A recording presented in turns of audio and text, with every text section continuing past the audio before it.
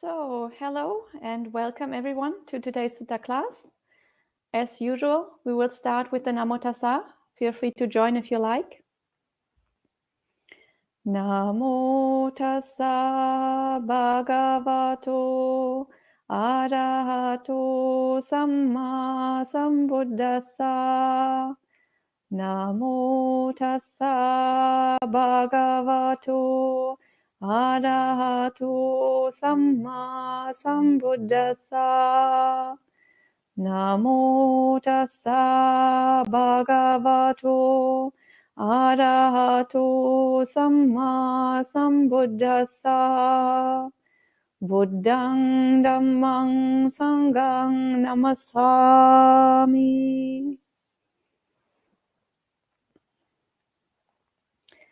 So, welcome everyone to today's Sutta class. Today is the final session of our course on Buddhist conflict resolution strategies, and it's the time when finally the conflict or the schism at Kosambi gets resolved and all those monks reconcile and the schism is healed. So after studying this for 2 months, I think it's time that we come to the end of this conflict. And we finally see how this is being resolved or how the Buddha solved this issue. So if you remember last time or the last few times, we saw that the Buddha left those monks that were quarreling at Kosambi and he went into retreat in the Parilayaka forest, and he spent 3 months on retreat all by himself, only together with an elephant. And after that, he did not go back to Kosambi. After the retreat was over, he went to Savatthi, and he actually spent time with other monastics and other lay people who were interested in practice and who actually wanted to listen to the Buddha and wanted to hear his Dhamma and practice his Dhamma.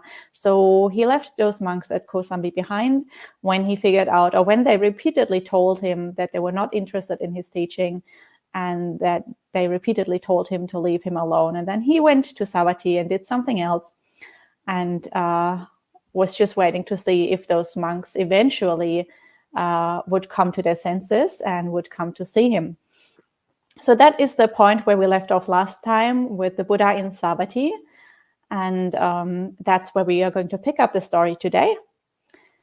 And we will read again today from the Vinaya, from that chapter that deals with the conflict at Kosambi. We've read from that chapter quite a few times already. This is Khandaka 10 or Mahavaka 10. There is a link in the live chat. And we will be reading from paragraph 5.1.1 on Sutta Central. So if you use the link in the live chat, that should take you right there. And we are using Ajahn Brahmali's translation today, as usual. And we would just start at exactly the point where we left off last time, with the Buddha leaving Parilayaka, the forest, where he spent his retreat. So the text goes as follows. When the Buddha had stayed at Parilayaka for as long as he liked, he set out wandering towards Savatthi. When he eventually arrived, he stayed in the Jeta Grove, Anathapindika's monastery. So of course, you all know this monastery. This is a really big place with a lot of monastics and many lay people close by. So he is now staying again with a big Sangha and of course now teaching people who actually want to be taught and no longer really wasting his time on the monks in Kosambi. So then the text continues.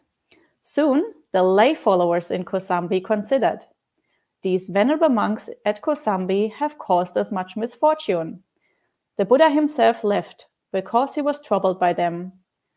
Well then, let's not bow down, rise up, raise our joint palms, or do acts of respect for them. And let's not honor, respect, esteem, or associate with them, nor give them alms food. Because of this, they will either leave, disrobe, or reconcile with the Buddha. And that is what they did. So here we see now, after the Buddha has left, now it is the lay people here who are taking action. So the lay people obviously are also quite upset that the Buddha has left, so they can no longer see him, they can no longer listen to his teaching. So it's not just a loss for the monastics at Kosambi, but it's also a loss for the lay people. And the lay people are quite unhappy about the situation. And of course, now they no longer feel respect for those monks because the monks are not practicing properly and the monks are quarreling the whole time. And they have quarreled to the point that the Sangha was split, that a schism was caused, and that the Buddha has left. So obviously, the rest of the Buddhist community will feel quite upset about this. So the lay people feel that they have no longer any respect towards those monks. So they decide not to pay respect to them anymore. And especially they decide not to give them alms food anymore, so not to feed them anymore. And that is obviously a big problem because monks and nuns who live by the Vinaya, they cannot cook their own food, they cannot prepare their own food, they cannot grow their own food. And they also are not allowed to store food overnight. So every single day, they depend on the lay people for the daily meals. So if the lay people stop giving alms food, then obviously that will become a very dire situation for them very quickly. And it's also remarkable how the lay people all come together here and how the lay people are actually able to act together as one united group. So in the beginning, when we read the first few texts about the conflict, we saw that it was actually quite a small conflict. It started about the right method of cleaning a bathroom. And eventually that grew into such a big conflict that the entire monks' Sangha at Kosambi got involved and everybody was taking sides. And when it had grown that big, even the nuns' Sangha got involved and they took sides. And then the lay people got involved and they were all discussing it and they took sides. And it says even people who weren't Buddhist had opinions on this and took sides. So it spread to everyone. So the text in the beginning told us that even the lay people were all divided and were all taking sides. But at this point, when the Buddha has left and when they all realize how bad the situation has become, it is the lay people actually who are able to come together again and to realize that, this is really bad and that the Buddha has left and that the situation is really, really dramatic. And so even though before they all took sides and they all quarreled with each other, now at this point, they can all come together and they can all act together and put this kind of pressure on the monks to, as they say, either leave the place or disrobe or reconcile with the Buddha. So obviously, I think they're not hoping for the monks to actually disrobe. They're obviously hoping for them to reconcile with the Buddha. But anything is better than having the schism continue. So it is the lay people here that are taking action. And then the text continues. Soon, the monks at Kosambi said, well then, let's go to Savatthi and resolve this legal issue in the presence of the Buddha. So as soon as they didn't get enough food and as soon as they were hungry for a few days, they realized that, the right method of cleaning a bathroom is after all not that important. It's much more important to get some food and to survive and to actually, practice the Dhamma and get enlightened and stop quarreling about these really tiny, tiny issues. So at this point, finally, when the lay people are putting pressure on the monks, they are able to sort of let go of their very, very entrenched views that they were not able to let go before. And they see that really this is stupid to fight about this. And they all decide to go to Savatthi together to resolve the issue. So at this point, they're not reconciled yet. But at least they have come to their senses enough that they see that they need to do something. And they all decide to go to Savatthi together to ask the Buddha for advice. So then the monks at Kosambi put their dwellings in order, took their bowls and robes, and went to Savatthi. When the Venerable Sariputta heard that they were coming, he went to the Buddha, bowed, sat down, and told him, adding, Venerable Sir, how should I act towards these monks? So here now, the Sangha at Savatthi obviously hears that those Kosambi monks are coming. And the Sangha at Savatthi obviously must have heard before that there is this big conflict and the schism has happened, because a schism in the Sangha is a very, very dramatic situation. So it's very likely that the Sangha at Savatthi would have been informed about this. And so, of course, Sariputta, as one of the leaders of the Sangha there, Now hears that those monks are coming, and of course he wants to know how to deal with that situation, because as we have seen before, in Kosambi the conflict grew so big that eventually every single monk in Kosambi had to take sides and took part in that schism. So obviously now that they're coming to Savatthi, they want the Sangha at Savatthi wants to prevent that schism or that conflict from spreading into their own Sangha. So they don't want to be forced themselves to take sides and become part of that schismatic group or somehow become involved in that conflict. So now Sariputta is asking for advice how to deal with those monks when they arrive. And I think that's also very important, not only obviously for this conflict, but for any kind of conflict. If there is a conflict going on in our lives, maybe we don't want to really be involved in that, or so far we've been able to avoid taking sides. But eventually they're approaching us to help them resolve the issue, or they just come into our space and we can't avoid those people who are quarreling all the time being in our space. So it's kind of important to know how to deal with that without ourselves getting involved in the conflict and becoming a party in that fighting. And that's what Sariputta is asking about here. So, Venerable Sir, how should I act towards these monks? And the Buddha says, take your stand in accordance with the teaching. So take your stand in accordance with the Dhamma. And Sariputta asks, and how do I know what accords with and what is contrary to the teaching? And the Buddha says, there are 18 bases for knowing that someone is speaking contrary to the teaching. So there are 18 ways how you can speak contrary to the Dhamma. And the Buddha now explains the 18 ways, and he says, a monk proclaims what is contrary to the teaching as the teaching, and what is the teaching as contrary to the teaching. And he proclaims what is contrary to the monastic law as the monastic law, and what is the monastic law as contrary to the monastic law. So these are the first 4. So basically, if somebody claims that something is in line with Dhamma when it is actually against the Dhamma, or if somebody claims that something is against the Dhamma when it is actually in line with the Dhamma. So twisting the Dhamma, distorting it, and basically teaching it upside down, or teaching the opposite of what is actually Dhamma, and what is teaching the opposite of what is actually Vinaya. So monastic law means the Vinaya. These are the first 4, and then it continues in a very similar way.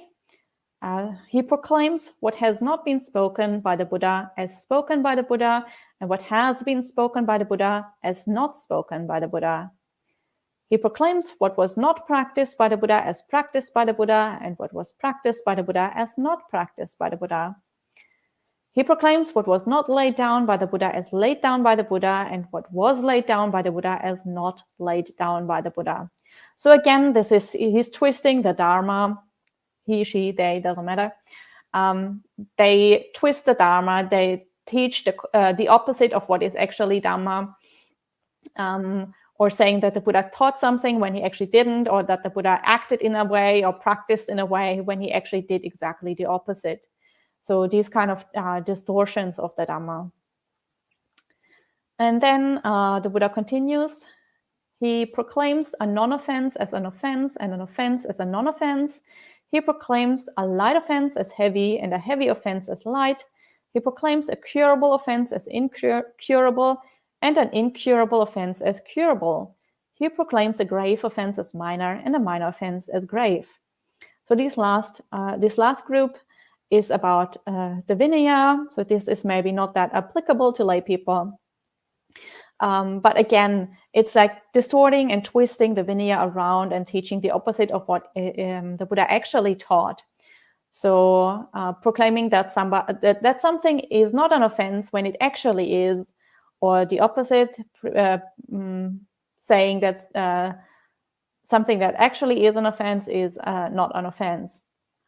Or claiming that an offense that is actually very, very minor, claiming that would be quite serious, or that an offense that is actually serious would be minor. and then a curable offense and an incurable offense. So that's maybe a little bit not immediately understandable. That just means that offenses come in different classes, the heavy ones and lighter ones. And most offenses are curable. That means there's a procedure. If you've broken that rule, there's a procedure you go through and to clear the offense. And depending on how serious the offense is, the procedure could be very elaborate and could take a few weeks to clear, or it could be very minor and the procedure is very easy and you just tell somebody and that already clears the offense. So there are different procedures, and most offenses are curable. That means you can clear them, but there are a few offenses that you cannot cure. So there are a few offenses. If you break those rules, you lose your status as a monastic immediately, and you cannot reordain at all anymore in this life. So those offenses we call the parajika offenses. Those are the most serious, most heavy kind of offenses, and those are incurable.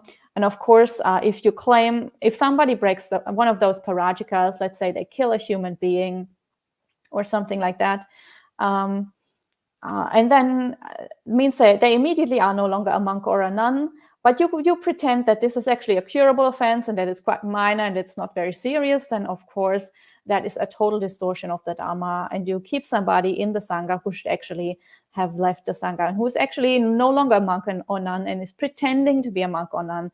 And obviously that is very, very serious bad karma. So these kinds of twists is obviously contrary to the Dhamma. So these are the 18 bases for knowing what is contrary to the teaching. And then the Buddha says there are also 18 bases for knowing that somebody is speaking in accordance with the teaching. So this is exactly the opposite. Somebody proclaims what was taught as Dhamma, as actually being Dhamma, and what is contrary to the Dhamma as actually being contrary to the Dhamma, and so on. With the Vinaya, with all the rules and practices and so on. So it's exactly the opposite to the list that we have read just now. And what is interesting here, or what is the most important thing here, is that obviously in order for you to actually be able to judge whether somebody is speaking in line with the Dhamma and whether somebody is speaking in line with the Vinaya or contrary to that, you yourself have to have a very, very good knowledge of Dhamma and Vinaya to be able to make that call and to be able to make that judgment. So ultimately it is up to everybody, every single practitioner, to get a very, very good foundation, very good grounding in Dhamma and Vinaya, especially in the sutta texts, and for the monastics also in the Vinaya. For lay people, studying Vinaya isn't that important, but for the monastics certainly it is. So that you can actually make that call, and you can actually, when you listen to somebody, you can actually judge, is that in line with the Buddha's teaching or is that contrary to the teaching? So it is up to every single person to make that call for yourself. And the Buddha really expects every single practitioner to study that deeply and to be able to make that judgment, so that you can decide who to listen to and who not to listen to. And of course, if you're just starting out on the path, you probably not have that knowledge yet. So you need to rely on a teacher or a trustworthy spiritual friend. But you should really strive to become independent as soon as possible and to get a really broad knowledge in the Dhamma and in the suttas especially, so that eventually you're no longer dependent on that teacher or on that spiritual friend, and you can make those judgments for yourself. Because if you're dependent on other people, of course you can put your trust in those other people, but people can change, or maybe those people weren't good practitioners in the first place, or they lose interest in the practice or whatever. So here the Buddha really tells everybody that you're expected to take responsibility for yourself and take responsibility for your own practice, so that you're able to make those judgments. And then the text continues with all the other senior monks coming to the Buddha, asking the same questions, and the Buddha giving them the same answers. So there's a whole list of monks here who come to see the Buddha: Mahamoggallana, Mahakassapa, Mahakachana, Mahakotita, Mahakapina, Mahachunda, Anuruddha, Revata, Upali, Ananda, and Rahula. And they all went to the Buddha and told him that the Kosambi monks are coming. and they all get the same answer. And the Buddha encourages all of them to make their own judgment. So that he doesn't tell them just follow Sariputta, whatever Sariputta decides that you have to follow. No, he tells every single one of the senior monks that they themselves need to make that judgment for themselves. And after that, Mahapajapati is now coming. So now the bhikkhunis have heard about the Kosambi monks coming. And of course, the bhikkhunis also want to know what to do. So the bhikkhunis are not directly involved in this schism.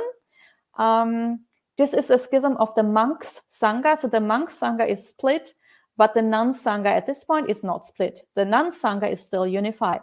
But of course, the nuns' Sangha is worried about this. They don't want to be involved in this conflict. And of course, they can't totally avoid seeing the monks. From time to time, they come in contact with each other and they see each other. And sometimes they might have questions towards the monks or get teachings from the monks or something. So they have contact with the monks. And Mahapajapati wants to just be careful not to get involved in this conflict. And she wants to know how to deal with this situation. So now Mahapajapati goes to the Buddha and tells him that the monks are coming. And she also asks, Venerable Sir, how should I act towards these monks? And he also tells her, well, Gotami, listen to the teaching from both sides, then approve of the views, beliefs, and persuasion of those who speak in accordance with the teaching. And whatever support the Sangha of nuns expects from the Sangha of monks, they should get all of it from those who speak in accordance with the teaching. So again, he's telling, Mahapajapati is telling the bhikkhunis that, again, they should listen to both sides and then make their own judgment, approve of the views, beliefs, and the persuasion of those who speak in accordance with the teaching. So again, it's up to the nuns to know what is in accordance with the Dhamma and what is not in accordance with the Dhamma, and they themselves make the judgment who is speaking in accordance with the Dhamma and who to associate with, and not to associate with those who speak contrary to the Dhamma. And if they have any contact with the monks, if they have any questions or want to get any teaching or anything, then they need to get that from those who speak in accordance with the teaching, in accordance with the Dhamma. So it is up to the nuns also to decide who is in accordance with the Dhamma and who isn't. So again, there isn't a higher power. They don't have to listen to Sariputta. There's nobody who's like making that decision for them. It's again up to them to have a strong foundation in the Dhamma and to make that call themselves. And then now the lay people hear about this. And of course, the lay people are also worried, and the lay people also don't want to get involved in that conflict. And they also probably don't want to associate with bad monks who have caused a schism, and they're kind of wary, and they're kind of suspicious maybe a little bit, and they don't really know how to deal with the situation. So now Anathapindika and Visakha Migaramata. So those two are the leaders of the male and female lay communities in Savatthi. They also hear about this, and both of them also come to the Buddha. And they ask him the same question. Venerable Sir, how should we act towards these monks? And the Buddha answers, well, householders make offerings to both sides and listen to their teachings, then approve of the views, beliefs, and persuasion of those who speak in accordance with the teaching. So here to the lay people, the Buddha says that they should make offerings to both sides. So when it comes to material things, of course, the Sangha is very dependent on the lay people, especially as we have seen already, dependent on the alms food, the food to survive from day to day, and maybe some other requisites that are needed. So when it comes to material things, the lay people shouldn't discriminate between those monks, because obviously all of those monks need to survive. And if they don't get food, they're not going to survive. So you shouldn't threaten the survival of a person. So when it comes to material things, everybody should be supported equally. That is what the Buddha says here. But and you should listen equally to everybody. But then again, it is up to each and every person to approve of those people who speak in accordance with the teaching. So also the lay people, the Buddha also expects that they have a good grounding in the Dharma, and that they can make that judgment, and that they will then listen only to teachings from the good monks. So again, to recap, in terms of material things, they should support all the monks, but in terms of Dhamma teachings, they should listen only to those who speak in accordance with the Dhamma. And then eventually those monks from Kosambi arrived at Savatthi. Venerable Sariputta went to the Buddha, bowed, sat down, and told him, adding, how should we prepare dwellings for these monks? Give them dwellings in a separate place. But what should we do if there are no dwellings in a separate place? Separate the dwellings and then give them out. Under no circumstances, Sariputta, should a dwelling be reserved for a more senior monk. If you do, you commit an offense of wrong conduct. And what should we do regarding food and requisites? Food and requisites should be shared out equally to everyone.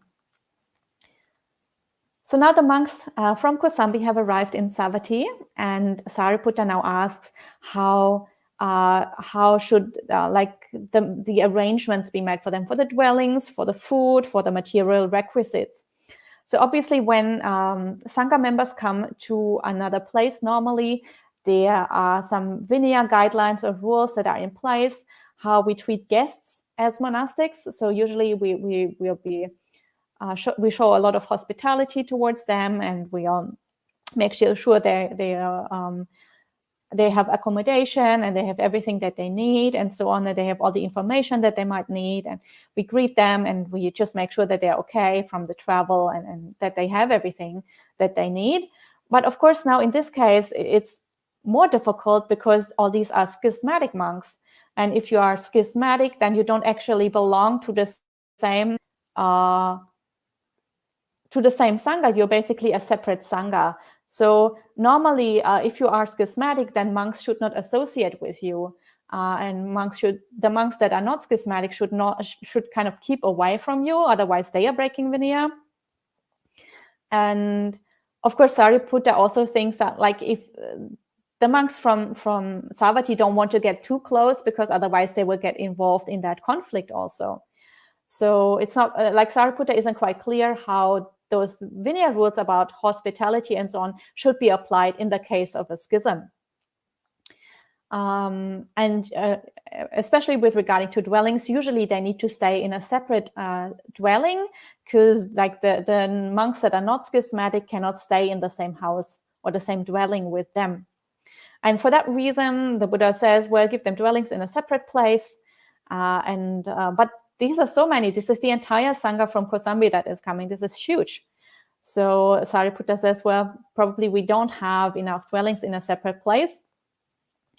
And then the Buddha says, well, separate the dwellings. So what is happening here? First of all, the Buddha suggests that every Sangha gets a completely separate area. So those two groups from Kosambi get separate areas from each other. And also they are separated from the Sangha that is already at Savatthi.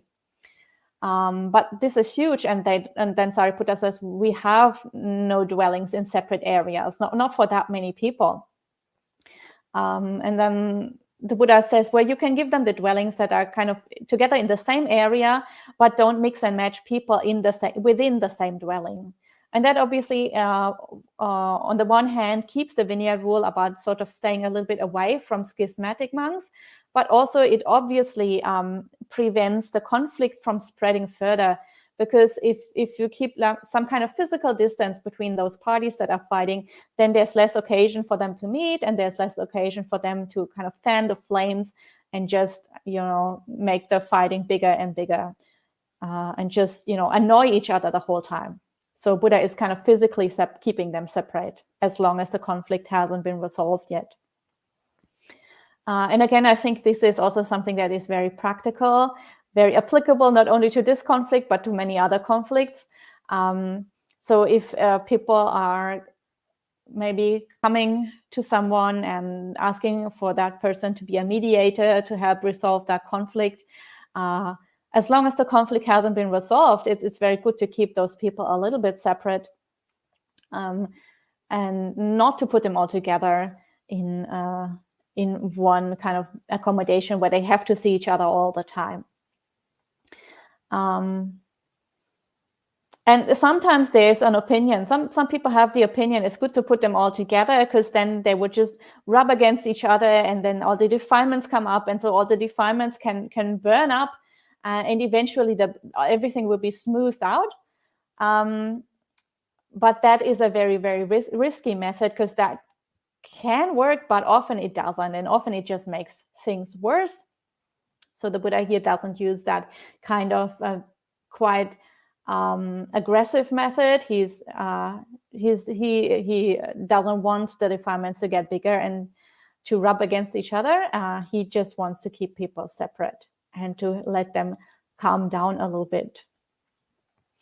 And then there is here this sort of what is printed in bold about not reserving dwellings for a more senior monk. So this is a little bit of a controversial thing. There are many different translations of this particular passage with the senior monk. It's not quite clear what it means. Some people say it means exactly the opposite of what is translated here, so that you cannot withhold a dwelling for a more senior monk from a more senior monk, instead of here reserving it for a more senior monk. So this is some kind of Vinaya issue that is being debated, but it's not important for what we are discussing today. So I just want to skip over this part in bold and move on, because it doesn't have anything to do with the conflict at Kosambi. So let's just ignore that for the time being and move on to the question about food and requisites. So Sariputta asks, what should we do with food and requisites? And the Buddha says food and requisites should be shared out equally to everyone.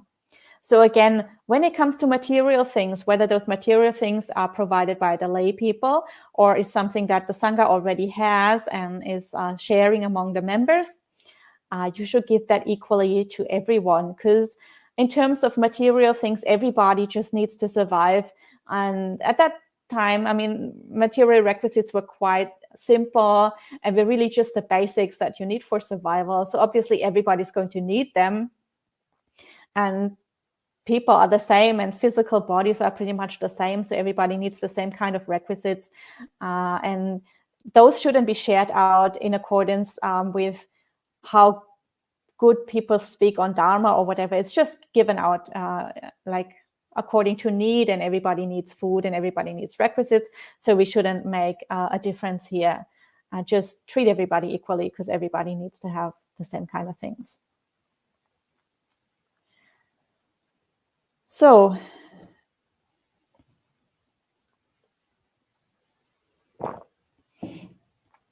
and now finally, one of the monks that are quarreling is having an epiphany, and we will see what happens next. Then that ejected monk reflected on the teaching and the monastic law, and he concluded, "This is an offense, and I have committed it. I've been ejected since the legal procedure was legitimate, irreversible, and fit to stand." So now here, the ejected monk, if you remember from way back, the ejected monk is a sutra expert. So the whole conflict started with a sutra expert and a Vinaya expert quarreling about cleaning the bathroom. And the Vinaya expert claimed that the sutra expert had broken a minor Vinaya rule because he didn't clean the bathroom properly. And the sutra expert claimed that it wasn't an offense. But now, finally, after so many months of quarreling, that monk, who in the meantime had been ejected from the Sangha by the Vinaya expert and his group, that ejected monk, so the sutta expert, finally comes to his senses, and he comes to see reason, and he concludes that he has actually committed this offense. And because he has actually committed that offense, it was legitimate to exclude him or expel him or eject him from the Sangha. So the whole time he claimed that the ejection was illegitimate because he had not committed an offense. He was a pure monk. and an innocent monk, so you cannot eject an innocent monk, obviously. But now that he concludes that he has actually broken the rule, it was legitimate to eject him from the Sangha. So he concludes that he is the one who made a mistake, and now he's willing to make amends for that. So now he went to those who were siding with him. So he went to his own students, the followers of the sutta expert himself. So he went to his students, to the people who were siding with him, and he told them what he had been thinking. So now he's admitting his mistake to his own students. And I think that probably wasn't easy for him, because he is this really highly respected teacher and senior monk, and he has a lot of students, so probably he had some kind of ego involved in this. And he had been fighting for so many months and claiming that he was pure and innocent, and now suddenly he has to admit a mistake. So probably that wasn't easy. But at least, finally he admitted that he had been wrong, and he's trying to make amends for that. And so then he adds, Venerables, please readmit me. So he's asking for the ejection procedure to be lifted and to be readmitted into the Sangha. And they then took that monk to the Buddha, bowed, sat down, and told him what had happened, adding, Sir, what should we do now? And the Buddha says, this is an offense, monks, and this monk has committed it. He's been ejected since the legal procedure was legitimate, irreversible, and fit to stand. But since he recognizes this, he should be readmitted. So the Buddha confirms that it was an offense and that the ejection was legitimate. But also the Buddha says, well, now that he sees that he has made the mistake, he recognizes this, then just readmit him into the Sangha. So there is no further punishment or anything. Once you admit your mistake, once you're willing to make amends, once you're willing to clear that offense, there's no further punishment. You're just readmitted into the Sangha. So the procedure is quite simple. So as long as you can, overcome your own pride, and you can overcome your own ego and admit that you made the mistake, then you will be welcomed back into the Sangha. There's no punishment. You will not be excluded forever or anything. If you're willing to admit the mistake, if you're willing to grow personally, then obviously the Sangha should be very happy to let you back in. And this is what the Buddha says here. And so that ejection procedure is lifted, and the monk is led back into the Sangha. But the schism is still there, because the Vinaya group and the Sutta group are still quarreling with each other. So far, it's only within the Sutta group that these issues have been resolved. So soon afterwards, the monks who were siding with the ejected monk readmitted him. They then went to the monks who had ejected him. So now the Sutta group is going to the Vinaya group. And they said, because this monk has recognized that he had committed an offense, and because he's been ejected and now readmitted, the basis for the arguments and disputes in the Sangha, for the schism, fracture, and separation in the Sangha have been removed. To resolve this matter, let's create unity in the Sangha. So the Sutta monks are now going to the Vinaya monks, and they're telling him, our master, our Sutta expert has recognized his mistake. He has made amends. We have readmitted him into the Sangha. So there's no further reason for us to quarrel and fight, and there's no reason for us to continue this schism. So why don't we all come together and create unity and harmony in the Sangha? And why don't we all try to overcome this schism now? Because the cause for the schism has been removed. So now the Sutta monks, they all admit that they were wrong, that their master, their expert, their leader was wrong, and now they're asking the Vinaya monks to come together again and to create unity in the Sangha. So then the monks who had done the ejecting went to the Buddha, bowed, sat down, and told him what had happened. So the monks who had done the ejecting are the Vinaya monks, so the other group. And now they are going to the Buddha and told him what had happened. And they added, how should we proceed with this? And the Buddha says, since this is the case, you should create unity in the Sangha so as to resolve this matter. And it should be done like this. Everybody should gather in one place, including those who are sick. No one should give their consent. then a competent and capable monk should then inform the Sangha. And then there is a whole procedure, a whole ceremony that the Sangha can carry out to overcome a schism and to create unity. But first of all, the Buddha says that everybody needs to come together. So the whole Vinaya group needs to come and the whole Sutta group needs to come. Every single monk who was involved in this schism needs to assemble now in one place. And the Buddha says, including those who are sick. So usually when the Sangha carries out a ceremony or a formal act, a so-called Sangha if you are sick, you don't really need to come, or if you have something that is very, very urgent that you need to do, you don't really need to come.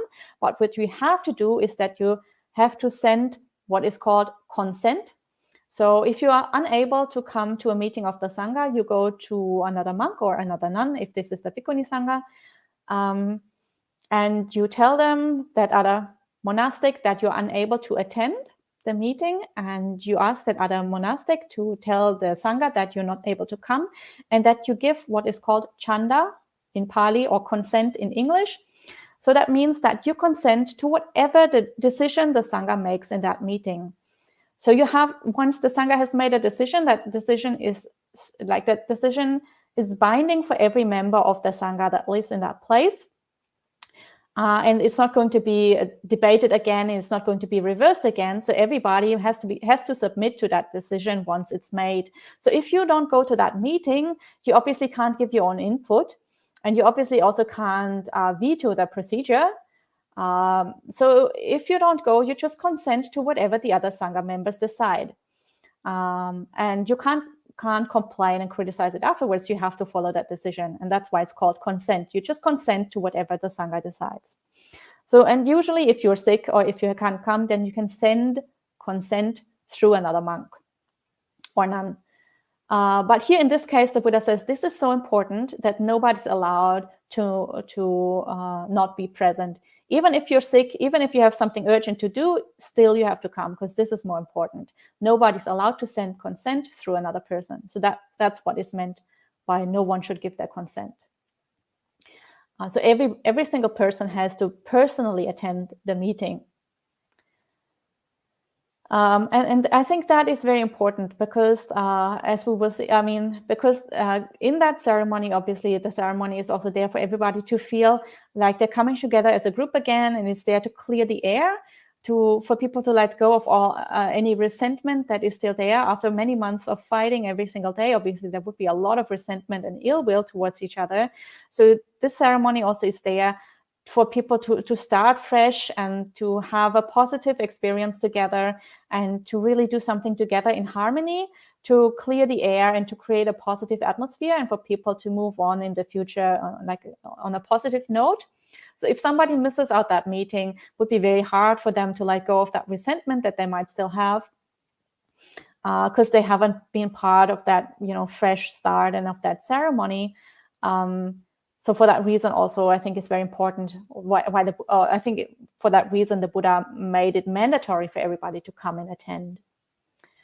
And then there's a competent and capable monk who should inform the Sangha as follows. So after everybody has gathered, they're now carrying out a ceremony to heal that schism and to bring the Sangha together again into as one, so to create the harmony in the Sangha.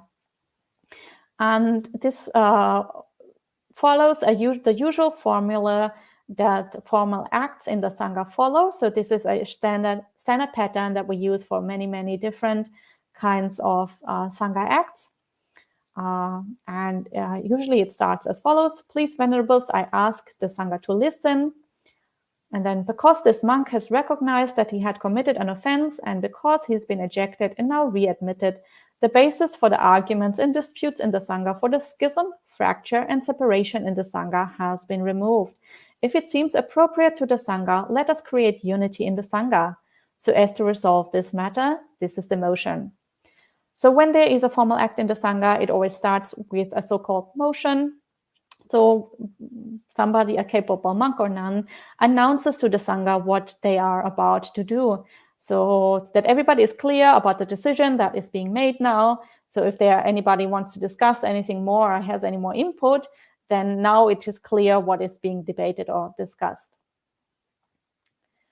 So nobody's surprised afterwards and says, well, I didn't really know what we were doing or something, and complains and criticizes. So after you've been informed, there's no more opportunity for you to complain and criticize.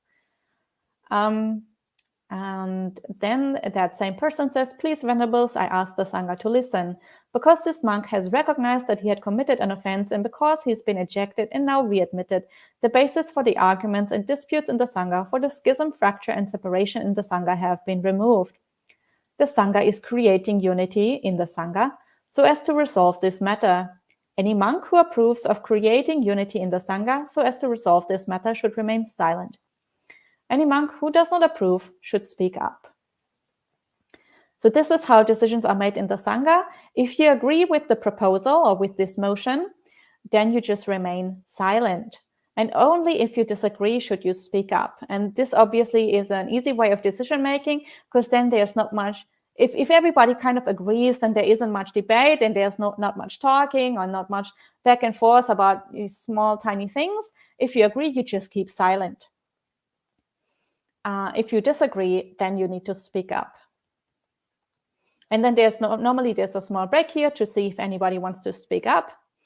Hopefully in this case, or obviously in this case, nobody spoke up because everybody wanted to create that unity in the Sangha. And then it is announced to the Sangha has created unity in the Sangha. So as to resolve this matter, the schism in the Sangha has come to an end. The fracture in the Sangha has come to an end. The separation in the Sangha has come to an end. The Sangha approves and is therefore silent. I will remember it thus. So this is the ceremony that they went through to create unity again in the Sangha. And then the Buddha gave the following instruction as well. The Observance Day Procedure, the recitation of the monastic code, should be done straight away. So the Observance Day Procedure is the procedure for the Opposite Day. Opposite Day is here translated as Observance Day. And recitation of the monastic code is obviously the recitation of what is called the Patimokkha, which monastics do on the Opposite Day. And that should be done straight away. So usually Opposite days are on the full moon and on the new moon days, so twice a month. And only on those days do we recite the monastic code, the Patimokkha. And it is actually not allowed to recite the Patimokkha on any other day. So you can only recite Patimokkha on the full moon and the new moon day. The only exception to that is if there was a schism in the Sangha and you want to create harmony again, then you recite Patimokkha on that harmony day. And that doesn't have to be a moon day. That can be any day. Just the day that you have created harmony after a schism is a day when you recite the monastic code. And this recitation of the monastic code is called the Harmony Opposita. So there is a full moon Opposita, there is a new moon Opposita, and there is a harmony Opposita if there was a schism in the Sangha. And the reason why we recite Patimokkha together to create harmony is because when a schism occurs in the Sangha, the definition of a schism is that two groups of monks recite Patimokkha separately in the same area. So usually everybody would come together and recite Patimokkha together. But if they do it separately, that is the definition of a schism in the Sangha. And so if you want to heal that schism, you need to all come together and recite Patimokkha together again. And obviously, if you want to heal that schism, a schism is such a bad thing in the Sangha that you don't want to wait to the next full moon or next new moon day. You want to heal that straight away when everybody has come to their senses and has decided to end that schism. So you can have an Opposita, a so-called harmony Opposita, on any day if you want to heal a schism. So this was the ending of the schism at Kosambi. Finally, everybody reconciled. So very happy end here. And just to recap how this was done, as we have seen, the Buddha has tried many, many different methods to get the monks to see reason and to overcome their quarrels, but the monks weren't ready yet. And so the Buddha left the area And it wasn't actually the Buddha himself who forced the monks to come to their senses. It was the lay people who stopped feeding them. And I think this is also a very valuable lesson for people who are trying to help mediate conflicts or trying to resolve conflicts. Sometimes we just have to conclude that we don't have the power to do that, just as even the Buddha didn't have the power to do that here. And sometimes we just have to find allies. Maybe there are other people there who have a different kind of leverage, who have different kind of influence on the situation, different kind of power. Just as in this case, it was the lay people who could stop feeding the monks. And then obviously when you don't get food for a few days, there is a certain sense of urgency and you feel that your life is threatened. And then you can let go of all these petty quarrels about bathrooms and toilets and cleaning and things when you feel that your life is in danger. And you see again what is important actually, and you get perspective again. And obviously that was something that only the lay people could do, that the Buddha couldn't do.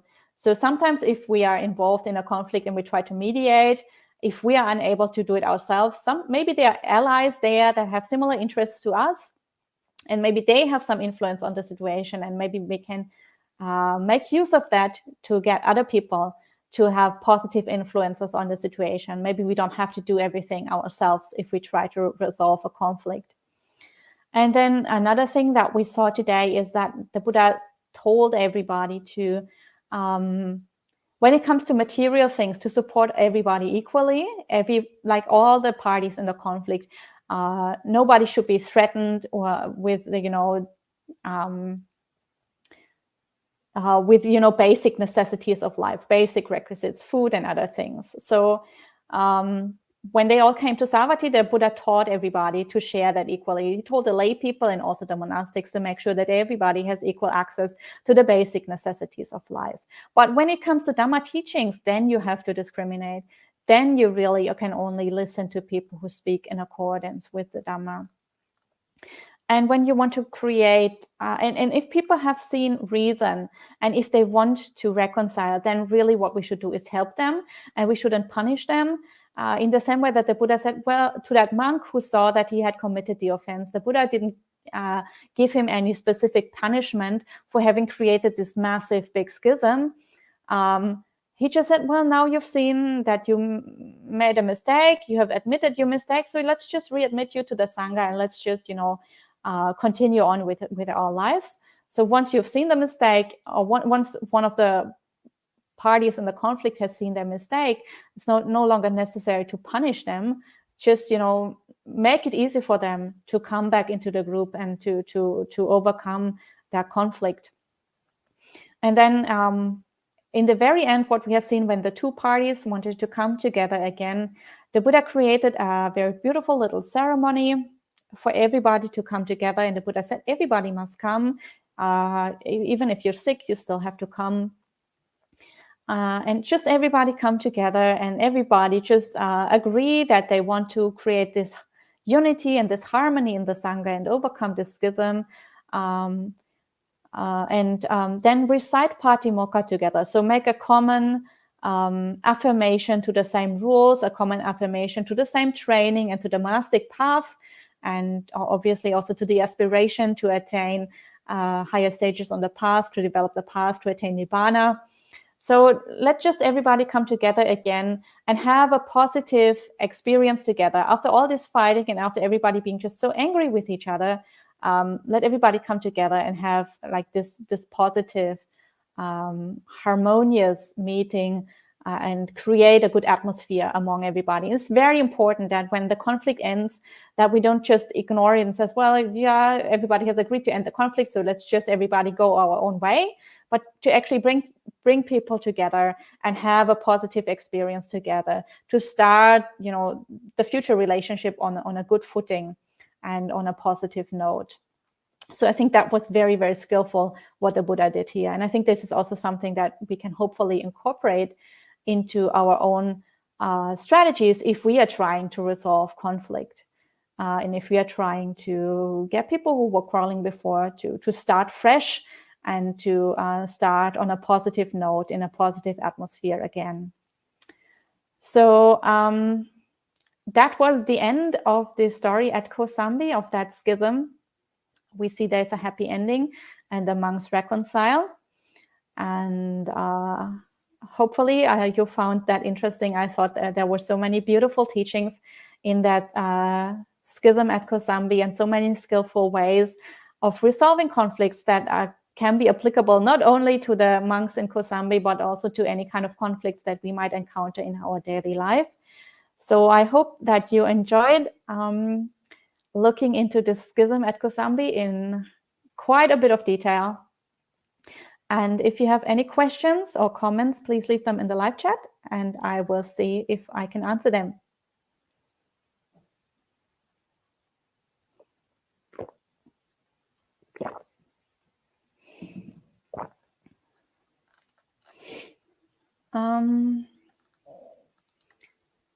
So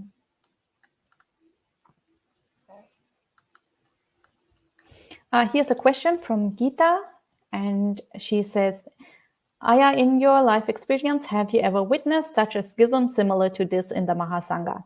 So luckily, I have never witnessed a schism to that extent. So I have witnessed a lot of people quarreling about a lot of small issues, and these issues can get out of hand, and people can get quite upset about the smallest, tiniest things. So that, I think, is very common in all kinds of groups when people are living together, whether that is in families or in sanghas or in other intentional communities, or even at workplaces or in groups of friends. I think it can be that the tiniest things can trigger quite strong emotional reactions. So that I have witnessed, but luckily I've never witnessed anything actually developing into a schism. So schisms are really, really rare. The schisms that happened in the Buddha's time. So in the Buddha's time, there were two schisms, the one at Kosambi and the one with Devadatta. And both of those two schisms were quite different. In the Kosambi case, the two groups of monks were actually good monks. All of them had good intentions. They were just a little bit delusional and under the sway of defilements, and let things get out of hand. But generally, they were interested in practicing the Dhamma. Whereas in Devadatta's case, Devadatta actually had malicious intent, and he actually deliberately split the Sangha. So that is quite a different game. And that is quite like a strong, unwholesome action. So those are two very different kinds of schisms. But both of those schisms were healed in the end. In both cases, the Sangha was unified again. So schisms are really, really rare. And because most monastics are aware of, the grave karma that you create if you cause a schism, it very rarely, evolves into such a big conflict. If people are really, really unhappy, they just tend to go somewhere else. So if you really can't get along with a person in one place, you might just try to go to another monastery, or go to a different place, or go on retreat, or just try to avoid that person or something. But actually creating a schism, I have never seen that.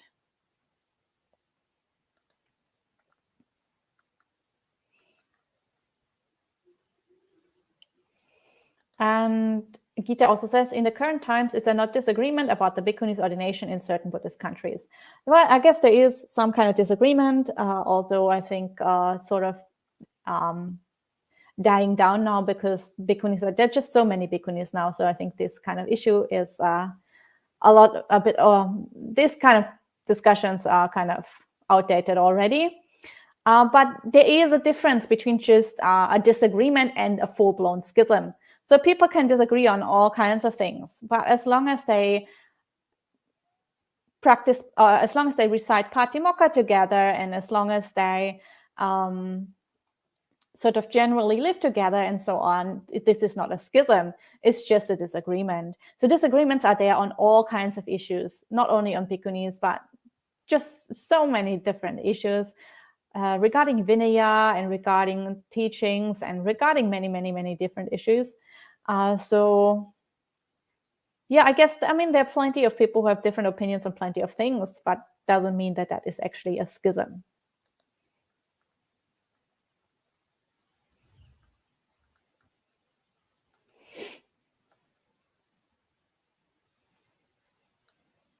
And Anagarkasunya says, it is curious that the Buddha says not to withhold food when it is that which brought the monks to reunification. How should we understand this?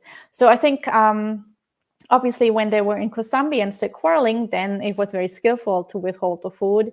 But you can't do that indefinitely, because at some point people would just die. So you don't want people to actually die or to actually be in like serious physical danger. So to make the monks fast for a few days, because the lay people don't feed them at Kosambi, just to the point where they are hungry enough to actually have a clearer mind and understand that they're fighting literally over cleaning the bathroom, which is totally ridiculous. And so that they, regain their senses and decide that they want to reconcile, that's one thing. But then the monks have to wander from Kosambi to Savatthi, and that takes quite a while. That takes several weeks probably. And then even when they're at Savatthi, probably it still takes quite a while for everybody to arrive and to gather and to see the Buddha and to discuss all these things. So it's not that they just walk in and reconcile the next moment. This probably would still have taken maybe a few days, maybe a few weeks. So at that point, it would have been quite a few weeks already, maybe a month or even 2 months since the lay people stopped feeding them at Kosambi. So at that point, probably, if they don't get any food for this whole time, it would be very, very difficult. Maybe the young and strong monks, they can do that, but you have to remember, in a Sangha, there will always be elderly people, there will always be sick people, they might be novices and children that are quite young. So you have to think about these people. And so for that reason, you can't withhold food forever. And if people have already come to their senses and have already seen that they want to reconcile, then obviously there's no more point in punishing them further. So as we have seen, the Buddha doesn't just punish the monks. Once they have seen that they have made a mistake and ask for to be readmitted into the Sangha or ask the Buddha for help to reconcile, then he doesn't add additional punishment. So I think it's just to make sure that, nobody gets into actual physical danger. So it was skillful to do that for a short time, but it's not actually skillful to do that long term.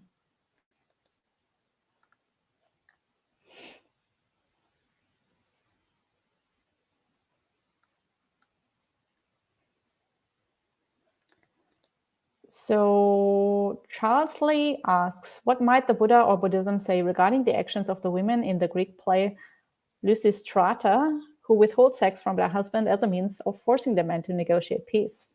I think that is a very skillful means. It's very similar to, I think, what the lay people did here, withholding food. So withholding something that the other party really, really wants.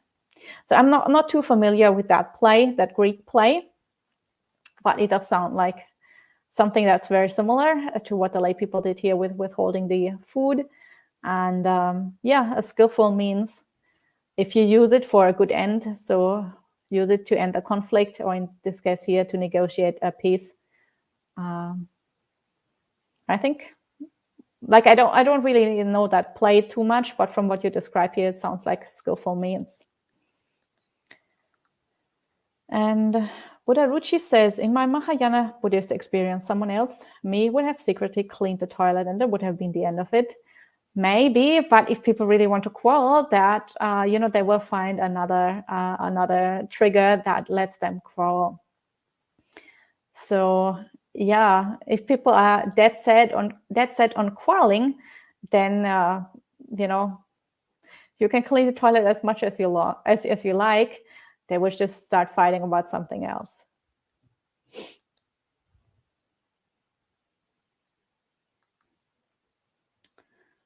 And Edward says, thank you, Aya. I enjoyed the series. I've been through many conflicts at my job, and most people do leave. Yeah. Sometimes that is the best thing you can do. If you cannot resolve the conflict, at least you can protect yourself. And we have seen even the Buddha left. Temporarily, of course. So after the monks came to him and asked for his advice to reconcile, then he was more than willing to help. But for the time being, while he couldn't do anything, he also left. So sometimes that can be a good option. And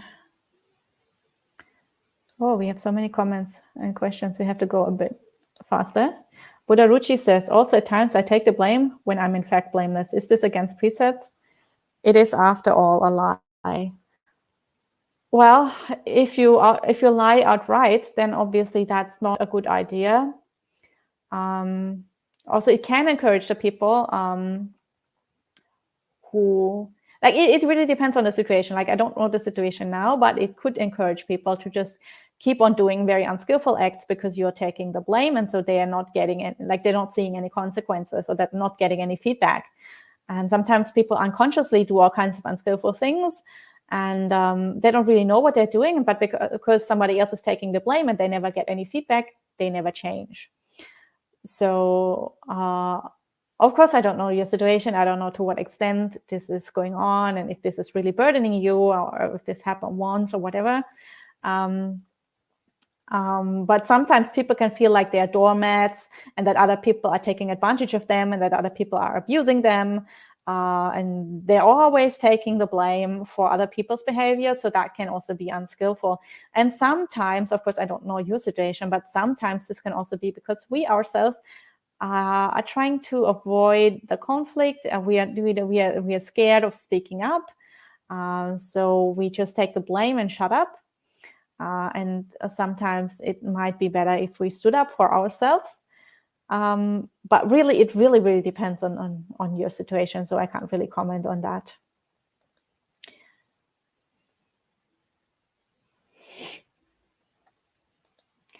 And then Charles Lee also asked, can schism sometimes be a necessary condition for growth and modernization of Buddhism, where there is irreconcilable differences among Sangha with earnestly held beliefs? So I think discussion and debate can be a necessary condition for growth and modernization of Buddhism. And those debates can be very lively, and they can be very heated, and people can cling to various views. And sometimes people have good arguments for different kinds of views. And again, just similar to the case in Kosambi, everybody has good intentions. And still the debates can get quite heated. But I don't think it has to get to the point where there is an actual schism. Because as I mentioned, it's very easy to avoid a schism. If you don't want to have a schism, just go somewhere else. So if you want to discuss and debate with somebody, you don't have to be in the same monastery, especially nowadays where people discuss and debate, but they just meet somewhere and debate, or they debate on the internet, or they debate on email, or people just give different talks in different places. So you don't have to let it come to the point of it actually being a schism. So as I mentioned, a schism is people within the same territory reciting Patimokkha in two different groups. So that is defined as a schism in the Sangha. But if you reside in two different areas, let's say two different monasteries, and you're just discussing and debating about various issues, that is not a schism. And also, if somebody from the other monastery happens to be at your place on a moon day, they can still join your Patimokkha recitation. It's not a big deal. So you don't have to make, like, if you disagree, that's fine. If you want to debate, and obviously that contributes to the modernization of Buddhism, that's all fine. But you don't have to take it to the extent that you exclude other people from your Patimokkha recitation. You don't actually have to create a schism just to have a debate about, various issues in the Sangha. So I don't think you need to have a schism.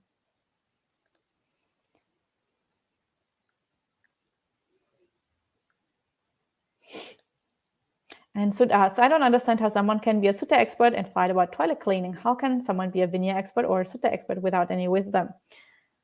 Well, you can collect a lot of theoretical knowledge and not put it into practice. So I think we have plenty of people nowadays, whether they're actually practitioners or not, who know a lot about the suttas and know a lot about the Vinaya and haven't actually practiced that much. I mean, just look at, let's say, just for example, let's say there are a lot of university professors who have studied the Pali canon. Maybe they're Indologists, or even like Buddhist studies professors, but they don't actually practice themselves. So they will have a lot of knowledge, but they haven't necessarily developed wisdom. So that's entirely different. So I feel like, people are just people, and not everybody who is in monastic robes necessarily has made all that much progress on the path. It just means people who join the Sangha just means that they are inspired. They want to dedicate their life to the practice of the Buddha's path. But not everybody has the karmic conditions to actually make that much progress. So some people, even after 30, 40, 50 years in robes, still have quite a few defilements and still can be difficult people to live with. And they can still have quite a bit of ego. So if you are a very highly respected teacher and you have a lot of students, and someone else comes and points out a mistake that you've made, if you have quite a strong ego, you will be quite upset. And I think that's what we saw happening here. Two teachers with not that much wisdom, both of them very stubbornly clinging to their views. And because they were teachers and because both of them had such a large following, and all the students took sides with their teachers, the thing got kind of out of hand.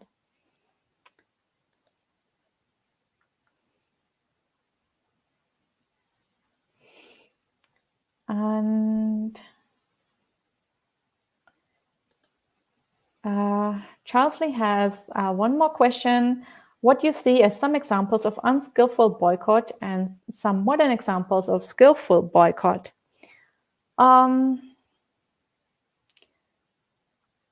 Well, I don't know. I think the question is quite broad and quite open. So I'm not quite sure what area exactly you're referring to. I mean, if people are doing something that is clearly against the precepts, then I think it's wise for Buddhists not to get involved in that. For example, you could call it a boycott if people don't buy meat because they don't want to support the quite brutal way that animals are treated in modern societies, the quite brutal way that they are slaughtered, and even that they are raised and that they're kept. And so people who are going vegetarian, people who are going vegan, people who are boycotting that kind of industry, who are not buying animal products, meat and milk and dairy and eggs and stuff, maybe you could call that a boycott. And I think that would be in line with compassion, and it would also be in line with wisdom and trying to avoid causing harm to other beings. So that, I think, would be quite skillful. But that I think might be one example of a skillful boycott. It really depends on the country and it depends on the situation. I think many things might be different in Western countries than they would be in Asia, or they would be different even in America than they would be in Europe. So it's hard to say, like it's hard to give a blanket answer here. And then Buddha Ruchi says, no burden and seldom. Thank you for your answers. So I guess it's no burden when you take the blame for someone else. So that's good. So as long as you don't feel that's overwhelming or anything, then maybe you've made good karma by trying to contribute something wholesome to a very difficult situation. Okay, and that was the last question for today. And we've also gone over time quite a bit. So thank you for sticking around for so long. And we will end for today with 3 sadhus. Feel free to join in if you like. Sadhu, sadhu, sadhu. And I'll see you all next week. Have a good week.